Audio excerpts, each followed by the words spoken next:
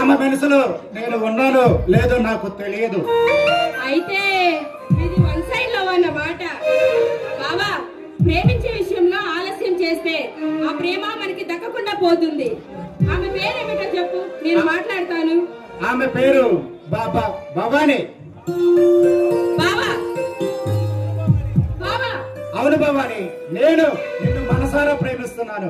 అంతేకాదు మన పెళ్లి జరగాలని అత్తామామల కోరిక కూడా.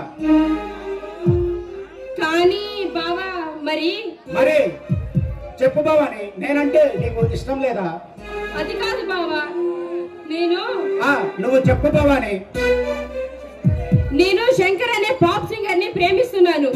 అతన్నే పెళ్లి చేసుకోవాలని నిర్ణయించుకున్నాను. భవాని, ఓకే, అతను నేను ఒకసారి కలవాలి.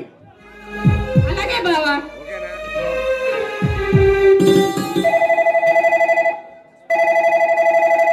SP Bharatchandra speaking. ఎవరు? ఐజీ శర్మ గారు. ఓకే, నేను వెంటనే బయలుదేరి వస్తున్నాను సార్. చూడు భవాని, నాకు అర్జెంట్ గా పని పడింది. నేను రావడానికి ఆలస్యం అవుతుంది. నువ్వు వదిలితే. ఏం జరిగింది బావా? ఎందుకంత కంగారు పడుతున్నావు? ఈ సిటీలో మద్యపానం, మాదవ ద్రవ్యాలతో అమాయకులైన ఆడపిల్లలను ఆకర్షించి వాళ్ళను విదేశాలకు సప్లై చేస్తున్నారని ఐజీ శర్మ గారు నాకు ఫోన్ చేసి చెప్పారు. ఎవరు బావా ఇంతటి దారుణానికి ఒడిగట్టిన రాక్షసులు? ఈ సమాజంలో పెద్ద పెద్ద పొలిటీషియన్స్ ని గడగడలాడిస్తూ ప్రభుత్వానికి సింహస్వప్నంగా మారి రైట్ లో చట్టాన్ని, లెఫ్ట్ లో న్యాయాన్ని తన హస్తగతం చేసుకుని ప్రజల ధనమాన ప్రాణాలను అలిగొట్టిన నరరూప రాక్షసుడు. ఇంతకీ వాళ్ళెవరో తెలుసుకున్నావా బావా? తెలుసుకున్నాను.